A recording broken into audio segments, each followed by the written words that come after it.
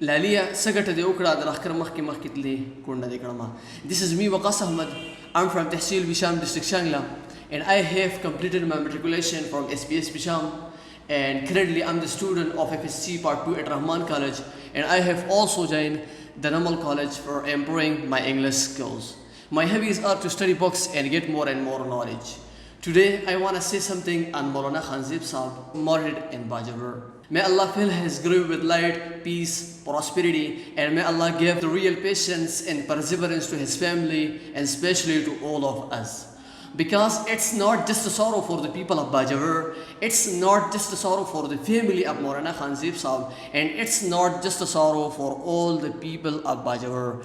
However, it's a sorrow for all the people who are living in KPK, and it's the sorrow for all the land of KPK. Because it is a huge loss for all of us. It is a huge loss for all the land of KPK.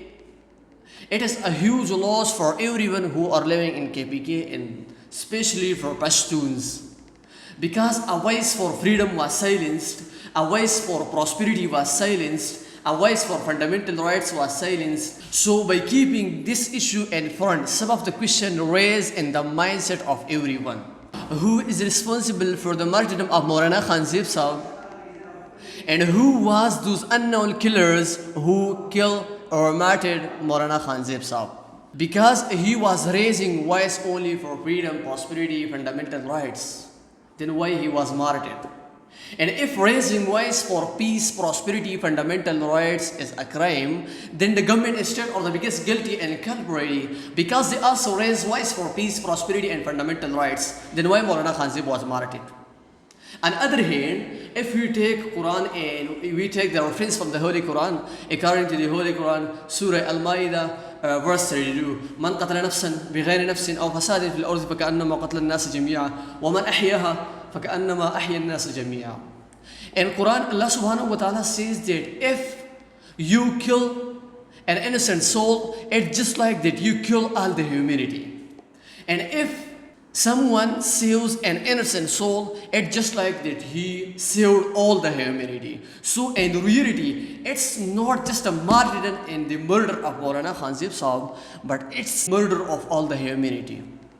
However, I want to keep some of the crucial points in front of you, that if the number of people who were gathered at the funeral prayer of Gilaman Wazir, then at the funeral prayer of Mufti Munir Shakir, and finally at the funeral prayer of Molana Khanzeb Saab, if these people comes together and they raise voice for peace, prosperity, fundamental rights, and freedom, then I hope and it will be too much easy for these people and for the nation of Pakhtunkhwa, that they will give prosperity, peace, fundamental rights, and freedom. But however, the sectarianism, extremism, and nepotism become so prevalent among us that we only post on these issues on social media platforms for 2 to 3 days, and after that we become silent and we forget each and everything.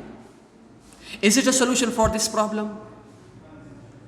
If no, then what will be the solution for this problem?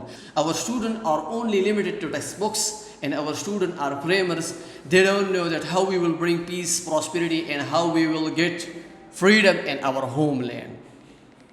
If we want to get peace, prosperity, and our fundamental rights in our motherland, our educational system and our teachers should aware the students about the fundamental rights, about that how we will bring peace and how we will get freedom in our motherland. But unfortunately, our educational systems and our teachers don't aware the young generation about the fundamental rights, about the freedom, about the prosperity, and especially about the peace.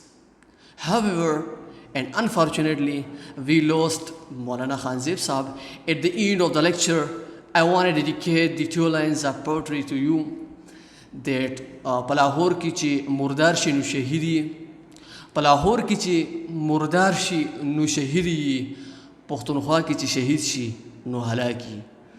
Thanks Allah subhanahu wa ta'ala for giving me the courage, and thanks all of you for listening. Wa ma alayna illa al-balagh.